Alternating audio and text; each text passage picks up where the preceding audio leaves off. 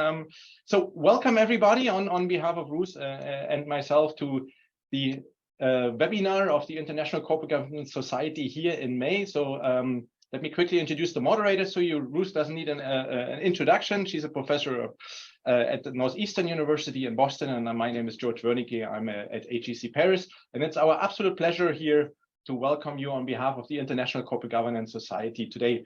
Silviya Velikova and Jose Luis Alvarez, who are going to introduce a fantastic book they have just published on the upper echelon of organizations, the changing C-suite power or changes in executive power in transformation.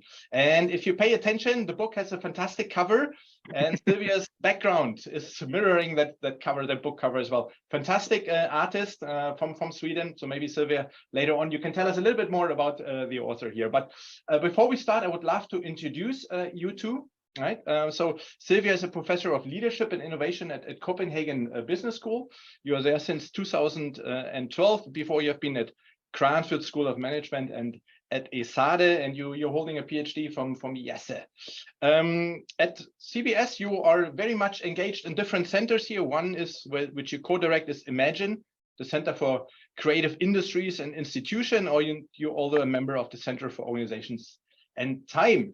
You told us before you're not a corporate governance scholar, right? But the book is on a topic that is really core to corporate governance scholars. So thank you very much for being here today. And then the co-author of the book is Jose Luis Alvarez, who is the former, by now, academic director of INSEAD's Corporate Governance Center. You are a senior affiliate professor with the behavioral organizational behavior area at INSEAD. You hold a PhD in sociology from Harvard University, where you also regularly are a visiting faculty. So thank you very much for the two of you. I want to be quiet. I want to open up the floor to you to introduce the book. And for everybody in the audience, as always, you can post questions in the Q&A, but also in the chat. And Ruth and I will moderate. So we will post your questions then to our two presenters here. So Q&A and the chat are open for your questions. And Jose, Luis, and Silviya will have roughly, or present their book for roughly 25 to 30 minutes, and then we will have time to ask all kinds of questions that come to your mind. Without further ado, the floor is yours. Okay, thank you. Silviya, while I'm sharing my screen, could you tell them about the cover of the book, which is absolutely. Hi, everyone, and thank you so much for this wonderful invitation and opportunity. The painter is called Hilma af Klint, and she has been forgotten and is recently rediscovered for her wonderful creations over 100 years ago, before Kandinsky created his abstract world.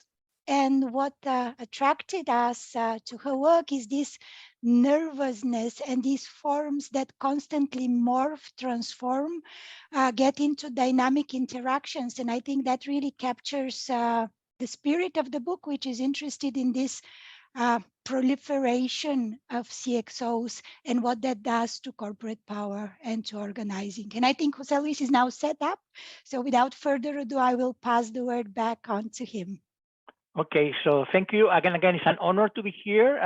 Special thanks to Ruth, to George, and to all of you involved in the organization of this webinar and the participants. Really, it's an honor to get to know you and to share with you our ideas.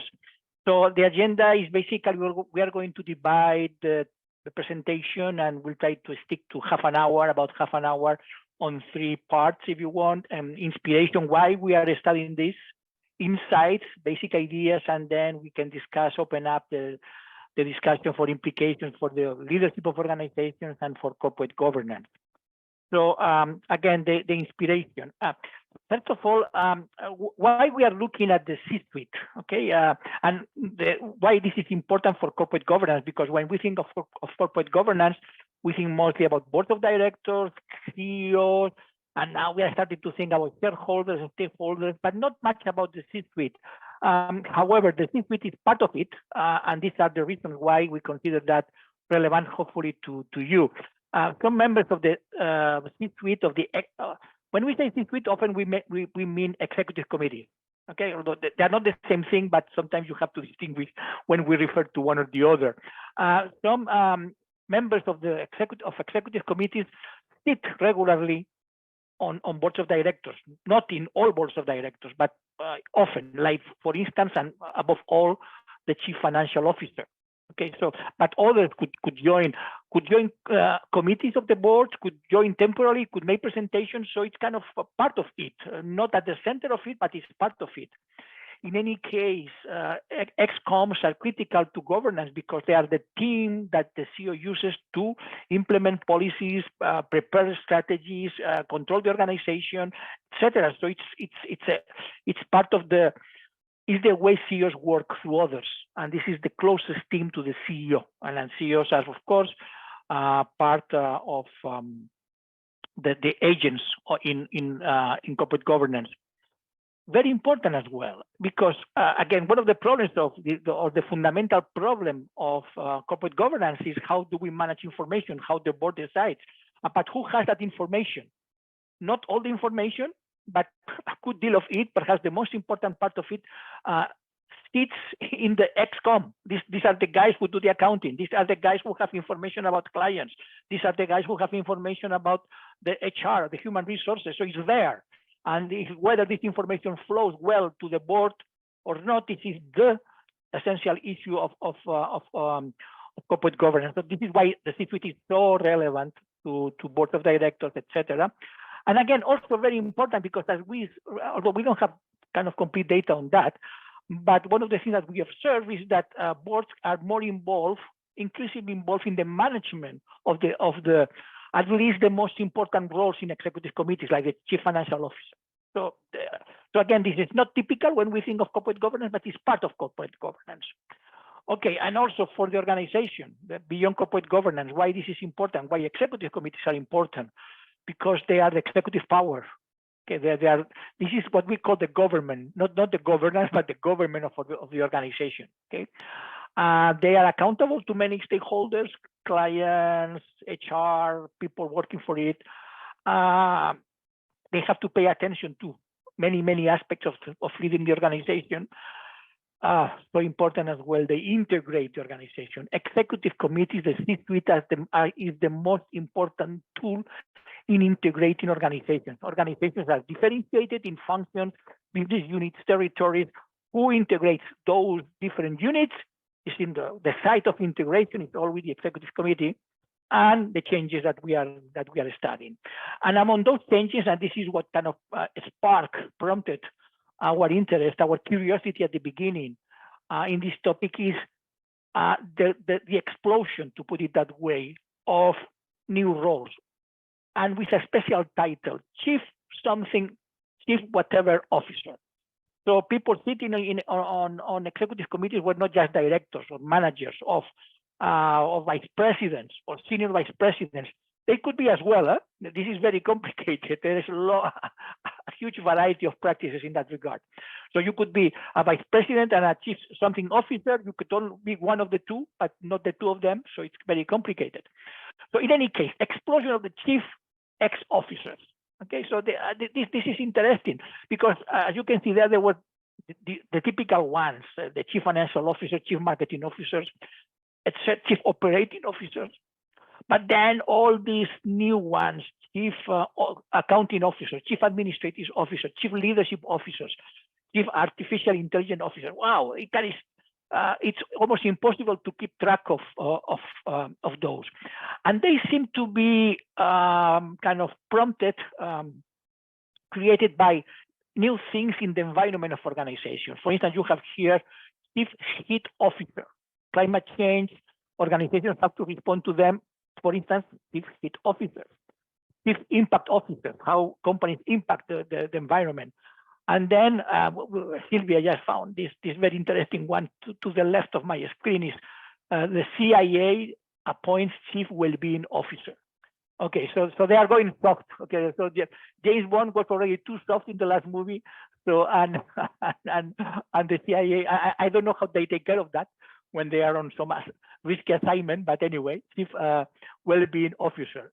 But well, it's not a joke, because health is one of the new things that kind of are becoming important for the organization. So probably this has to do with that. Okay. So and there are numbers behind that. Okay, that kind of that justify our curiosity. Okay. So, for instance, it's in a paper published already 7-8 years ago, or even more, it was demonstrated that the CEO's span of control has doubled over the last 2 decades now, almost 3 decades.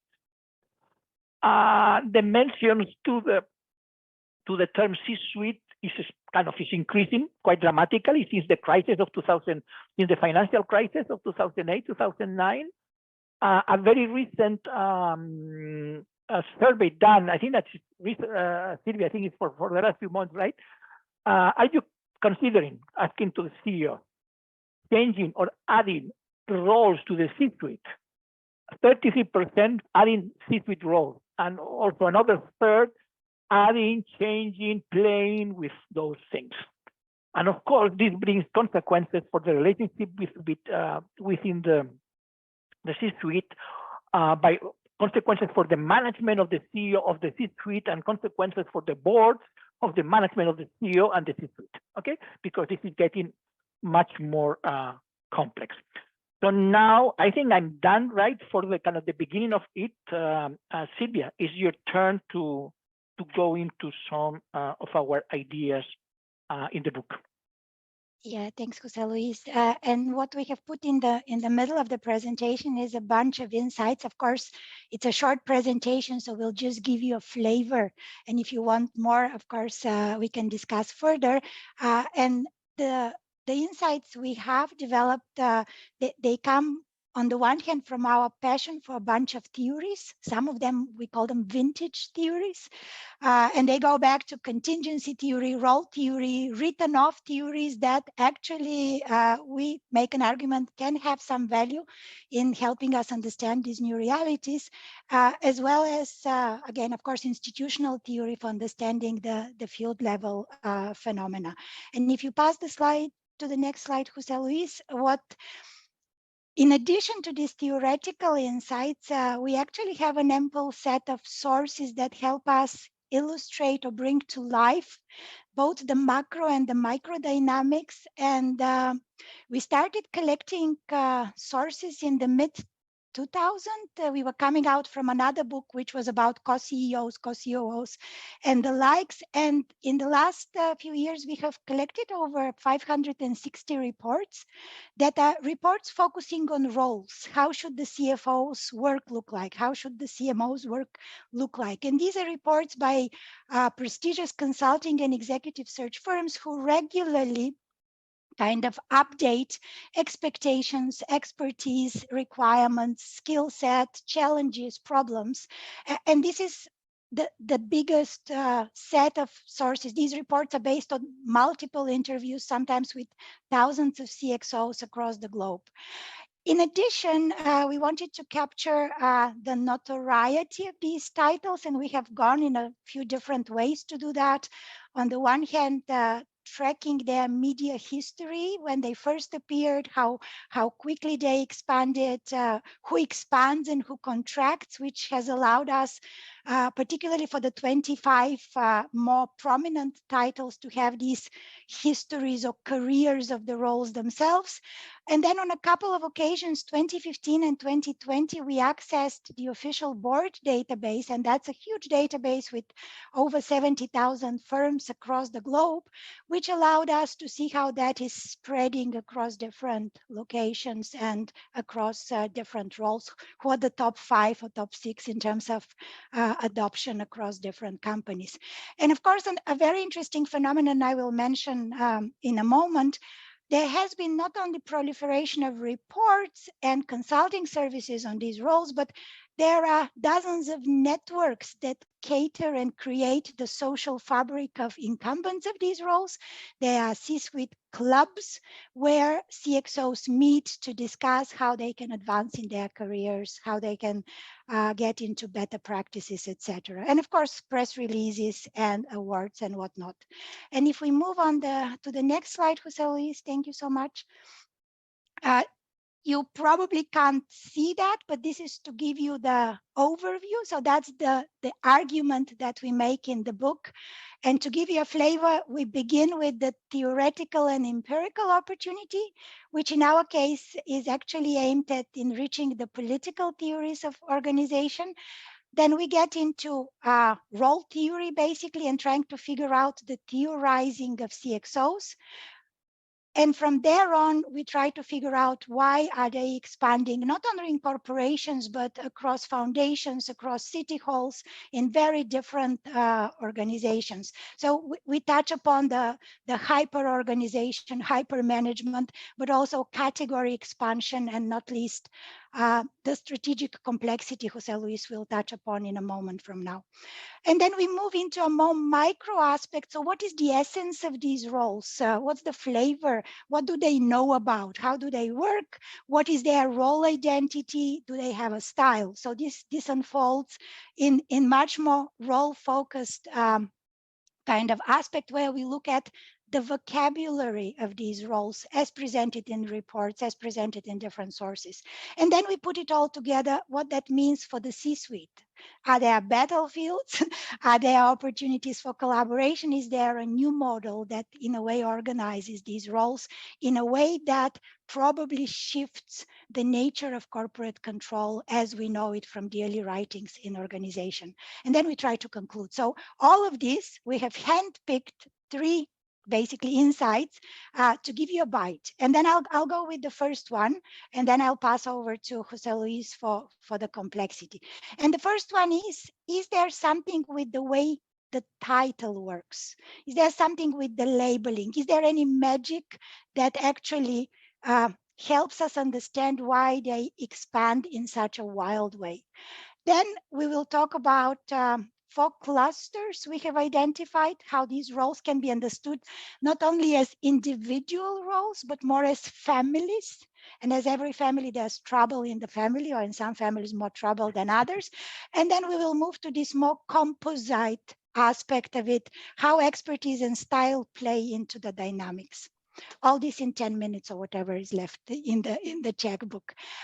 So in terms of the politics of labeling, I will not walk you through through the whole set of literature, but we make an argument in the book that there is a very interesting political circuitry of labeling these roles. And that political circuitry interweaves, so if we go to the previous slide, just to mention a couple of things. Okay, yes, and if you can't, I just continue with so what you want the next one, perfect. This one, okay. Yes. And what is interesting about this interweaving of interests is that they allow formalizing new arenas of attention. And here we have put you one of the recent reports. It's beyond our book. So you're looking for a chief metaverse officer, right? It's a very recent report which tries to say there's a new kid on the block. It may not be reporting to the CEO, but you have to shape this role. You have to signal the knowledge and skills of this role. What are the actors which are kind of involved in working with this new role? And in that, it's actually an act of creating new strategic actors who have a domain and who have an agenda, and who then have priorities, problems, responsibilities. They can be blamed also for different things, right? If you have a chief risk officer and a big scandal in a bank, that's a scapegoating that can be also visible and symbolic.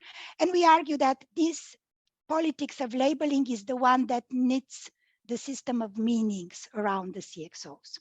And in the next slide, what we also try to do in the book is to analyze this lure of the CXOs.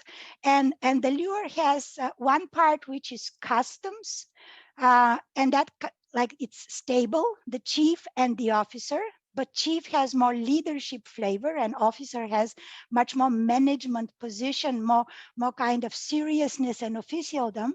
And what's in the middle the X, this is the mutation ad infinitum. This is where the play of new arenas of attention takes place, where new domains of expertise claim for relevance, and where the status game, this competitive purpose of statusing, because not all CXOs are born equal. So we make an argument that the crafting of the label has implications for the politics of it and the roles involved. And if we move forward, very briefly, there is a whole ecosystem that creates these actors and sustains them.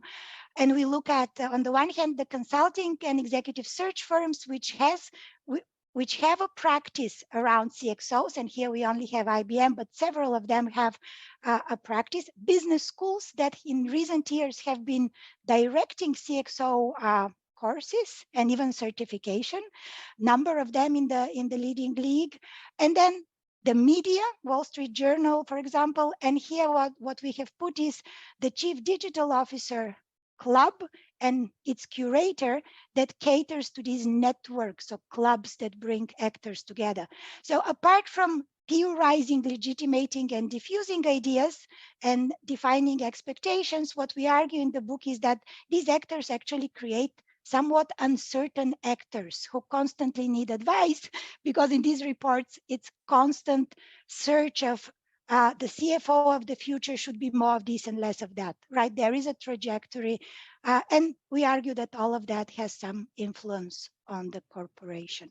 And that's on the labeling magic and who's behind. And we, of course, talk about the fast fashion industry that actually fuels these labels. And I think Jose Luis will now move on to a little bit kind of the complexity.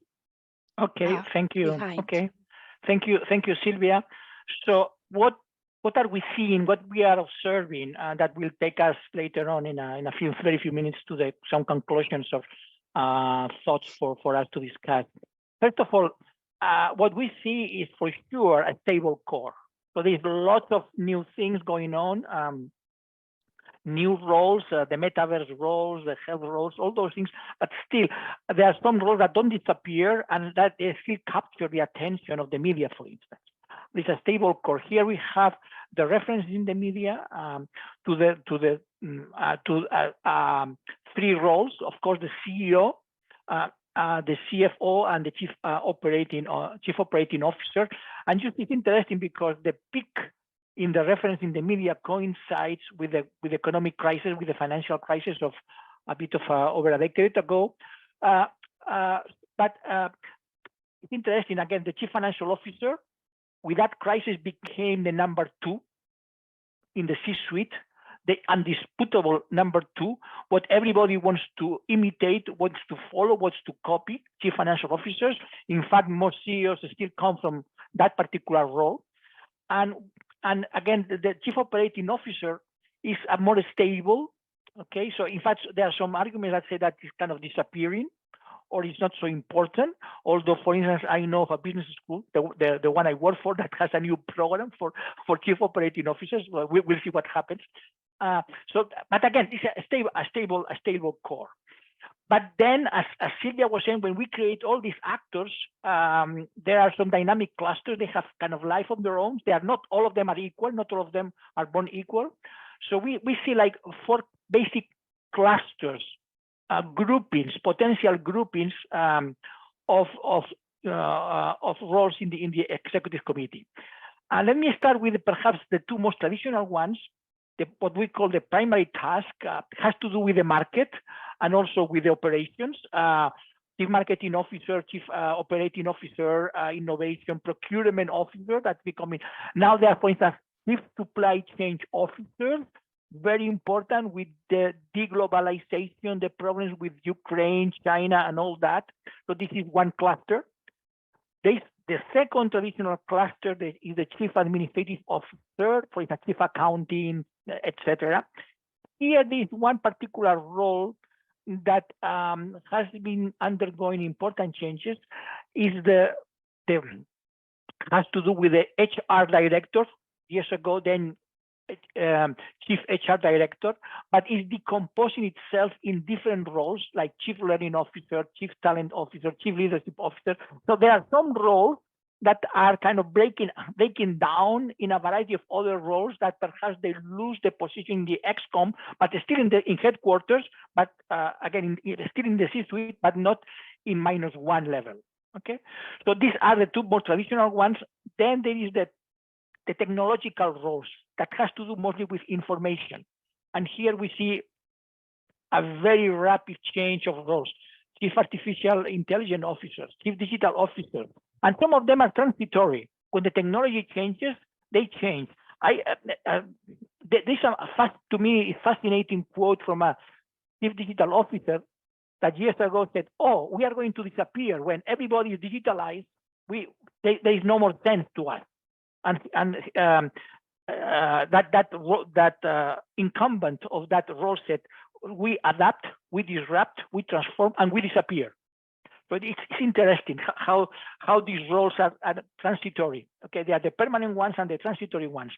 And then a fascinating new cluster, or that has to do with the legitimacy of the organization. Things are going on in society that require more openness of the organizations to society, responding to new trends, and so on and so forth. And here we have the diversity, the compliance, the sustainability, and so on and so forth. So we see, again, these are the clusters. Some of them are more permanent, more traditional. Some of them are new. Some of them change more rapidly than others.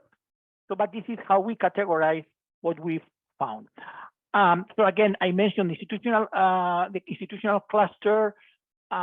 Here, of course, in search for legitimacy, provide legitimacy, we need to have a diversity officer. If not, we are going to have problems. Okay. Of course, here the question is how serious this effort is. It's a true commitment, or is just a symbolic one. For instance, it seems that these roles like Chief Diversity Officer don't have many people in their teams. They don't have many resources. So they are just included in the C-suite as a way to transmit to society. Oh, we are mindful of this demand from society. Okay.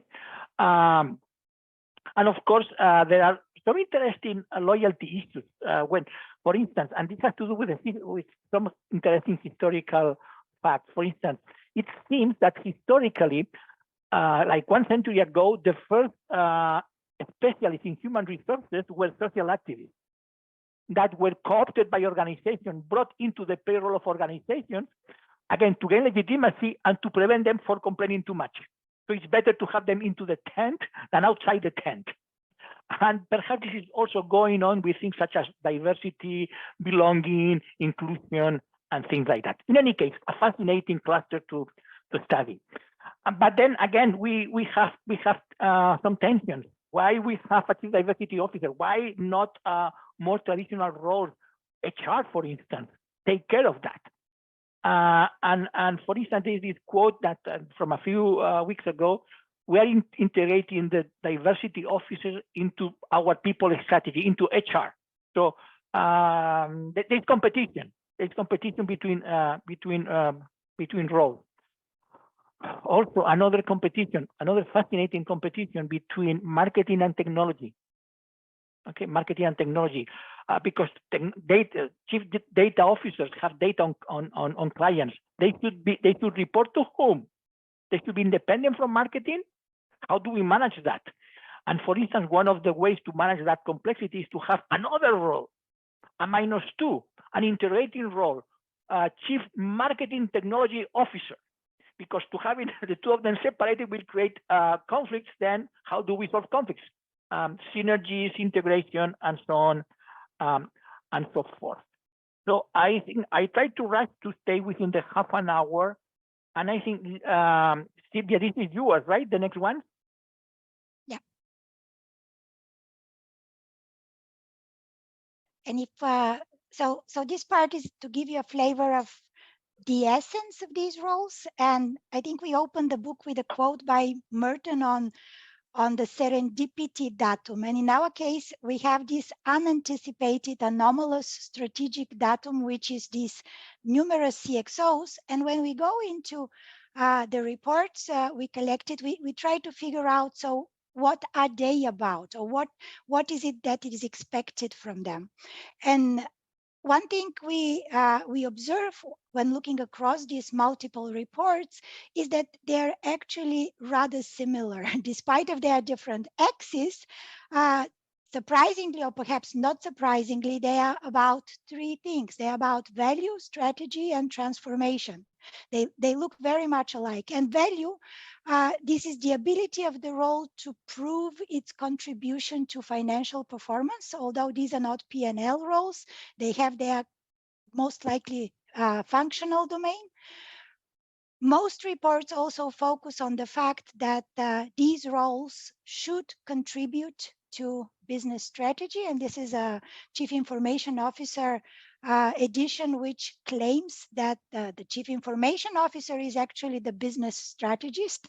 And you have similar claims of roles across the board, which poses, of course, a few challenges in terms of whose jurisdiction that is and what actually is the jurisdiction of these roles, if they all are expected to boost performance, to be strategic or contributing to strategy, and not least to be transformative. And most of them have the mandate, as Jose Luis was mentioning with the Chief Digital Officer, to come and transform the organization into something else. But at the same time as it's transforming across several other mandates.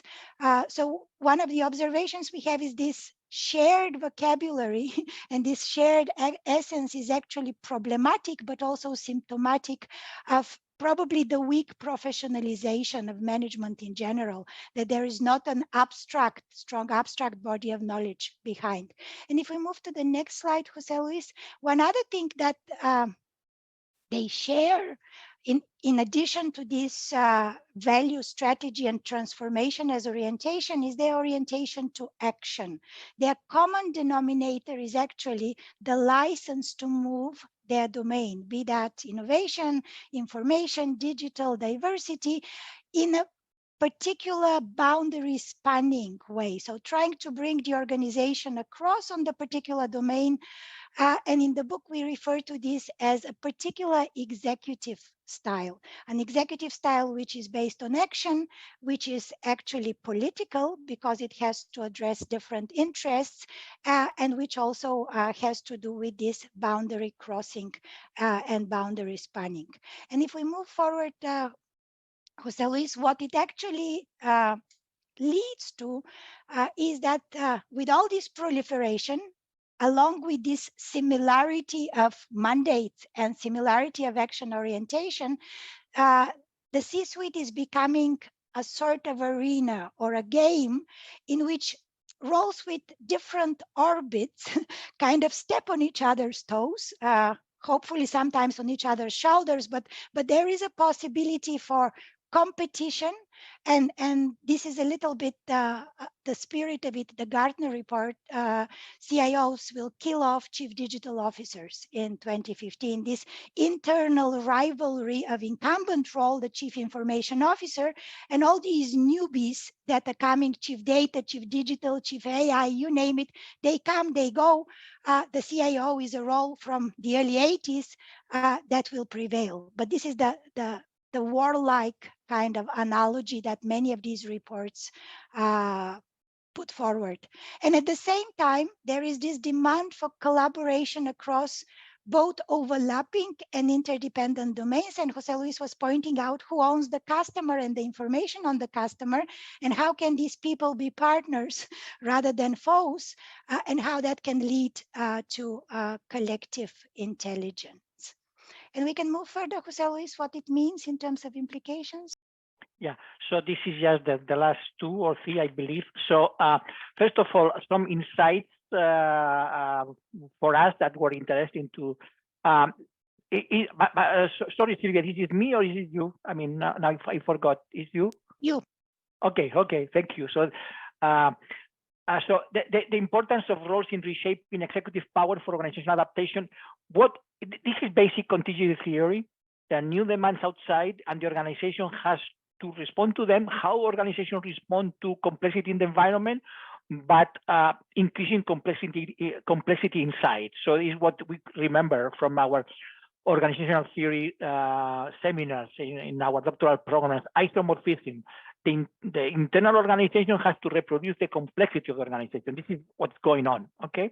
But they do with roles, and roles are interesting because once you create them, these people have political agendas, they have careers, they have ambitions, they bump into each other and all that. So this creates political dynamics inside. There's more complexity, more politics inside. So such as anxiety.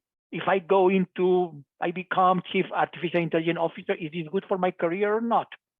If I become a chief operating officer, what is my next role? Because it's not clear, because I'm not functional. I'm not kind of almost nothing.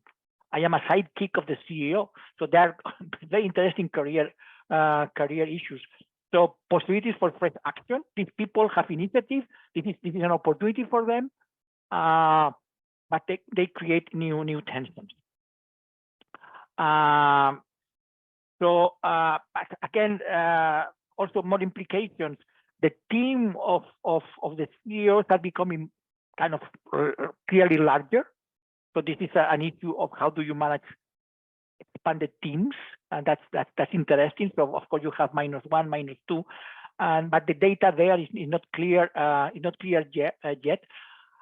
It's an interesting creating these roles is an interesting way of experimentation. Let's have a particular role. Let's say artificial intelligence. Let's see what happens. So you can create the role without committing too much to a particular domain of expertise. And again, this is this issue that is also so important in terms of corporate governance. Are we doing this for real, or is that window dressing? So this is some of the things that we like to mention. And finally, implications for corporate governance. This is becoming much more complex. If you are a member of the board, you have more things to pay attention to. But more people you have to pay more attention to when you monitor and advise. One of the problems is that most of these roles, and this is to me it's a very important issue, are very specialized. If you are chief diversity officer, you tend to specialize in that. If you are chief data officer, you are quite a specialist in that. How do boards control so much expertise, so specific the domain of expertise? Okay, because they have either to trust that, to have external advice for the board itself, like consultants, or you appoint directors that specialize in that. Okay, so for instance, hiring who should be a board member now, it has to do with the profile of the director. Why it all typically has been men, but men and women now, okay? Or what you bring is a collection of specialists. Okay, and this has a lot of implications for corporate governance, for board dynamics. Perhaps another consequence of this is, do we need more committees in boards? Okay, for instance, on the topic of HR, I was reading the other day, in fact, months ago, in fact, a paper from a former judge of the Delaware court that said, okay, we need to have a committee on HR, because we have a committee on auditing committee, on a risk committee, and we don't have a committee on HR. And this is so important, and perhaps a committee on diversity, perhaps a committee on climate change, all those things. Meaning the complexity of the executive committee becomes also the complexity of the board of directors. And of course, this brings more tension. What is corporate governance? Everybody watches everybody else. So boards have to monitor executive committees, but this is more complicated, more difficult. So increased tension. Okay, why the board is getting into government, so to put it that way, into the executive, but we require more collaboration. So again, this is what studying the C-suite, studying most of the time the executive committee as the top team of the C-suite. All these people in headquarters, part of the team of the CEO. This has been the focus of our talk, and we overstood the half an hour for 8 minutes or so. Okay. So sorry about that. No, we started a bit later. You're perfect in time. So thank Okay. you. Thank you so much. Super interesting book, super interesting talk. So we received a few questions. A few questions were sent to me privately. So let me summarize a few. And So one question that came up, and it's very much related, Jose Luis, to what you said as are the implication for boards. So if these suites become bigger and we have more specialists, at least it seems like it, in a top management team there, does it imply we need larger boards? And with it comes usually the implication that larger boards are not the most effective in most situations. Yeah. So the question is a bit like, in your experience also, being a corporate governance scholar as well, does it mean that we need larger boards, more specialized on it, and is board work becoming more complex and corporate governance maybe becoming less effective as a result of this? Yeah, it's tricky. It's tricky. Okay, so of course, larger boards means typically poor decision making. Okay, because the team dynamics and all that. So, and we in a way we got away from that a decade ago or 2 decades ago with the reforming corporate governance and all that. Perhaps again, and I don't have good data on that, but and I mentioned that think about perhaps more committees, and perhaps what could we have in those committees are members that are not permanent board members.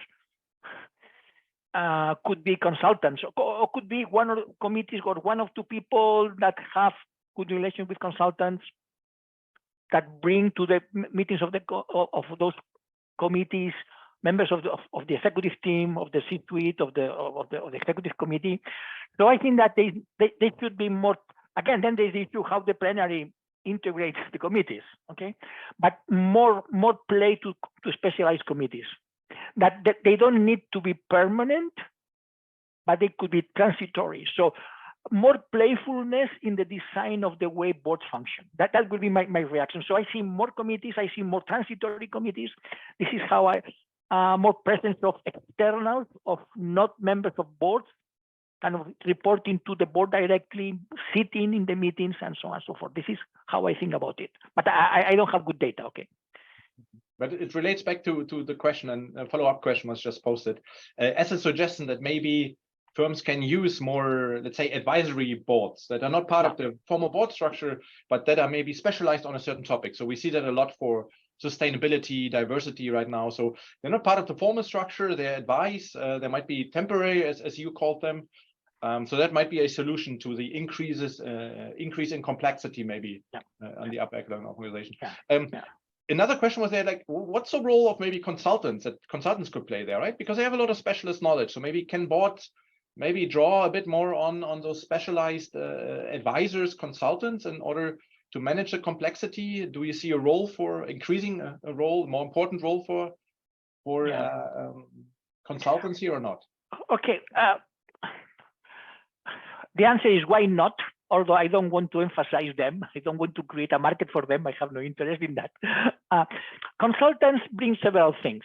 On the one hand, consultants, and Silvia, you can help me with this, bring legitimacy. Okay, now McKinsey has but they bring extra working hours, because imagine that you are moving into, say, climate change things. Okay, so and then you don't have that team in the company or on the board, and you don't want to have a team, so you can. It's kind of hire guns for temporary assignments. That's another function of. And then consultants have benchmarking, because they tend to have lots of information about what's going on in the industry, in the sector, in a particular practice. So they could be interesting. The answer is why not? But again, I'm not enthusiastic about them. I think that on important stuff, capabilities should be to stay inside, or should be developed inside. Okay, but temporarily, as we do that, why not? So this could be my quick reaction. But let me invite Silvia, because Silvia, it's interesting because we have observed how consultants sometimes create demand. So in that sense, I want to be cautious about that. So consultants create demand for their services. So it's very tricky. Especially search firms, right? Imagine executive search firms. They have a very bigger market to serve now, right? Yeah. In fact, sorry, Silvia, and then you let me share an anecdote that I don't want to give more details. I was kind of listening to a presentation to one of the of the executive search, not consulting, one of the leading 5. And they were saying, now when you prepare, and we're talking to potential board members and board members, when you prepare your CVs, in every line of your CV, you have to put the word sustainability. What do you mean? For sure, what you have done has had some impact on sustainability. Oh, wow. So, but it was almost cynical. So how they play with these things. So now, when you think about your career, think about everything you've done, but the sustainability spin on that. Okay. So I was enthusiastic, but it was an institutional theory in action. So it was interesting to see. Sorry, Silvia, I invited you, but then I kept talking. No. I mean, again, I think I will stay on the cautionary note on the role of consultants, especially, again, I don't know how they work with boards, but what we have observed of how they work with roles, they do have influence on the organization in terms of how these roles unfold, their mandates and agenda. And if they have influence on both sides, one could worry or be concerned in terms of too much control or whose control is exercised over the organization. So I think this could be a little bit in the direction of Jose Luis's cautionary note on that role. Yeah. Mia, this is a game of legitimacy, and there is sometimes the consultants and the executive search firms work together in sometimes implicit coalition, sometimes in very clear coalitions with the media, and they put pressure on corporations. So this is very politically, this is very delicate. So this is the consulting media establishment, okay? So that puts lots of pressure on companies. There's a question that relates directly to what you just said at the end there, but Silvia, also feel invited to reply here. So what do you think are factors that predict the adoption of chief diversity officer, for example, or chief sustainability officer here, instead of saying, well, that could be part of HR, or it could be part of marketing. So besides maybe legitimacy, why do we see an increase in especially those titles of chief diversity, chief sustainability officer here? Silvia, I pass this on to you. I don't think we can do predictions. What we have seen, in addition to these legitimacy concerns, is, of course, there is a set of practices that are put forward through networks, through associations, and I think that also influences the adoption. It's again, one can group them under the legitimacy concerns, and one can group them under isomorphic pressures of different kinds. But I think the more important question is not only creating the role, but actually designing it structurally for success and designing it with resources and competencies. And I think what Jose Luis mentioned is some of these roles are created with more symbolic than substantial mandates. And if there is lack of team to support the agenda, and if there is lack of resources, and if there is lack of possibility to be at the table where decisions are made, that will make such a mandate or such a role less likely to thrive. So I think the adoption of it is probably one part of the story, and there the legitimacy can play a role. The other part of the story is how can these roles be set up for success, and what it takes for them to become transformative as wished upon in their job descriptions.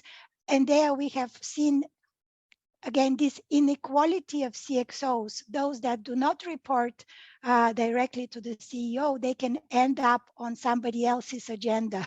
And that can be a gatekeeper, and that can be also, it can be somebody, of course, who is enabler, but it can also be somebody that kind of channels that agenda through different sources. So I think the design of the relationships, not only the roles themselves, but their relationships and their status. I think one thing we also discuss in the book is the status ordering of different roles and the signal the status sends to the organization in terms of the importance, not only symbolic, but substantial.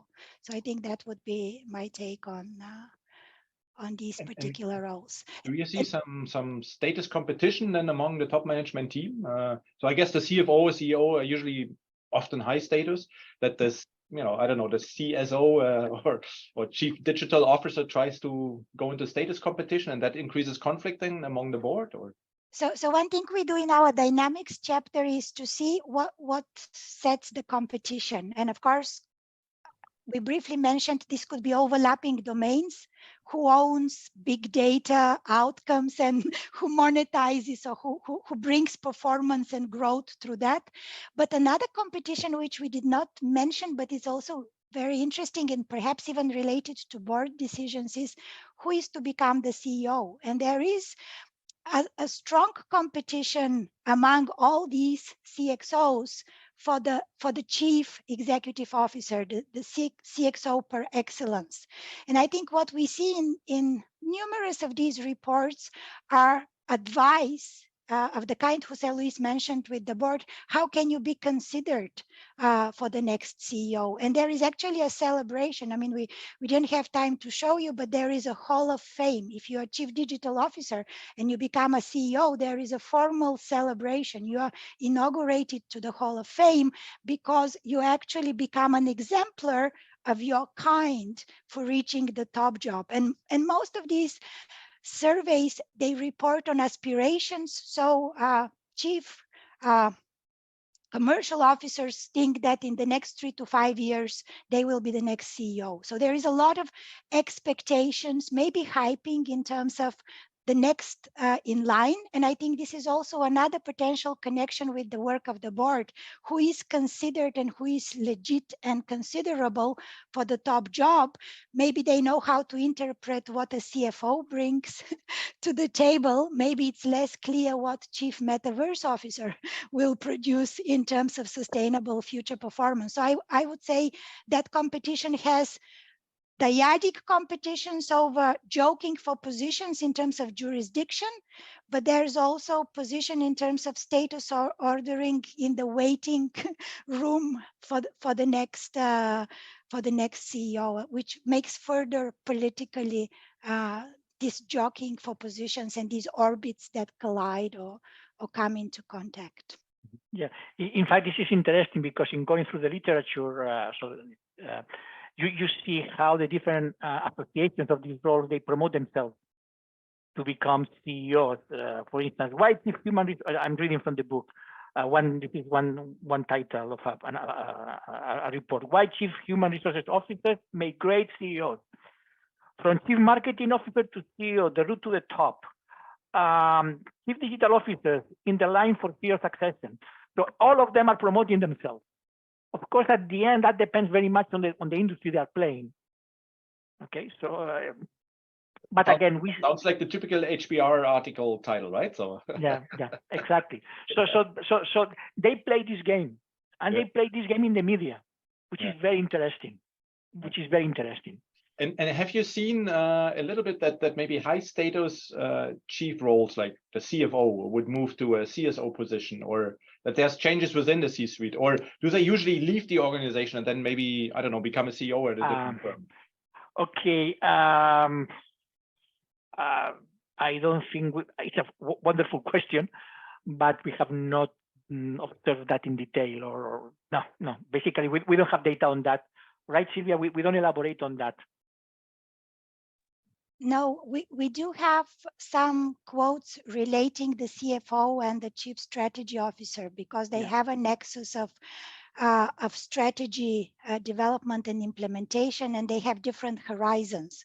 So there are different trajectories. I think I don't know if it's the next book or if it's a paper or what it is, but what we did not explore in this book is actually the career trajectories, and I think that in itself is an opportunity in terms of what it means for careers. Boris Groysberg and others have done careers in the C-suite, and but I think we haven't systematically looked into that. Of course, there is a lot of evidence. If you are considered as a successor and you don't become a successor, you're likely to leave rather than stay under a regime. I also want to mention one new frontier which Jose Luis had as an image, but we didn't have time to unpack. Publicis recently announced its first algorithm-powered CXO. And I think it opens very interesting debates. They have a chief metaverse officer, Leon Avatar, who is actually a non-human CXO. And if you think what that frontier means, both for executive power and whoever is behind the algorithm, right? Whoever's interests are behind the algorithm, but what it also means for the future of governance and government, the frontier, right? I can't dare saying what time horizon, but what that means for CXOs and for government and governance, I think it's also another very interesting path that can be explored further, discussed, debated, ethical and other considerations, and opens a whole Pandora box of other issues. Yeah, and related to that is the in terms of the career, your question, this is the transition from the career transition from these CXOs to full members of boards. So, and we don't have data on that, but again, chief financial officers is clear, it's traditional, they are there, they are part of it. And why? Because they manage the language of business, which is numbers. But others, do they get there, and when and how? So these are open questions for us, because the thing is changing, the field is changing, the data is kind of moving as we speak, to put it that way. And that's a super interesting research question, I think, right? Like, what does it mean if you see diversity officers somewhere? Does it increase or decrease your chances of joining a board compared maybe to a CFO, for example, right? But yeah, super interesting. One last question, if I may. So these titles, they pump up and new titles evolve, right? But some of those titles also kind of like get disbanded, are not being used there. Do you see a trend of certain titles being dropped now, or? Okay. What titles would that be? I leave that to you. I think I'll go back to, for example, the chief digital officer. So I think one way is the self-obsolescence. You fulfill an agenda and that closes this arena of attention and action and makes the role obsolete. Or another technological frontier makes another attention domain much more pressing, like AI or metaverse or whatever the next new thing is, which shifts resources and attention to that domain. And we have also seen, again, discussion in some of these reports, how some roles get absorbed by other roles within their mandate. There is double hatting where composite areas become under the same. So I think, again, maybe we are overly passionate for the subject, but there is a lot of possibility in terms of the dynamics, what triggers the dynamics and what implication it has for corporate governance as well, and for corporate control in general. So I want to be mindful of the time. And I think, unfortunately, at the end, I could have asked 100 more questions, but we also want people to buy your book and dive into more of the information and the discussion you actually have in the book. Once again, the book is called The Changing C-Suite: Executive Power in Transformation. And Silviya and Jose Luis, thank you so much for being our guest today, for introducing the book, for engaging with our audience here. So thanks so much. And again, everybody, it's not just a fantastic cover. The content of the book is even better than the cover here. So we encourage you to buy the book. Thank you so much, Georg and Ruth, and all of you. Thank you. It was a pleasure and an honor. Thank you so much. Yeah, yes. Thank you. Thank you so much. Before everybody leaves, I want to wish you a fantastic summer. So we don't have a webinar in June, July, and August, but we see each other again after the summer, all well tanned and relaxed, to have a session with George Serafeim, who's a professor at Harvard Business School, on his book, which is called Purpose and Profit. So hopefully we see each other again on September 6th, 11 a.m. ET, for George Serafeim's book on Purpose and Profit. Thanks so much, everybody, and have a wonderful summer. Thank you. Muchas gracias. Gracias. Thank you. Thank you very much, everybody. Thank you. Merci beaucoup.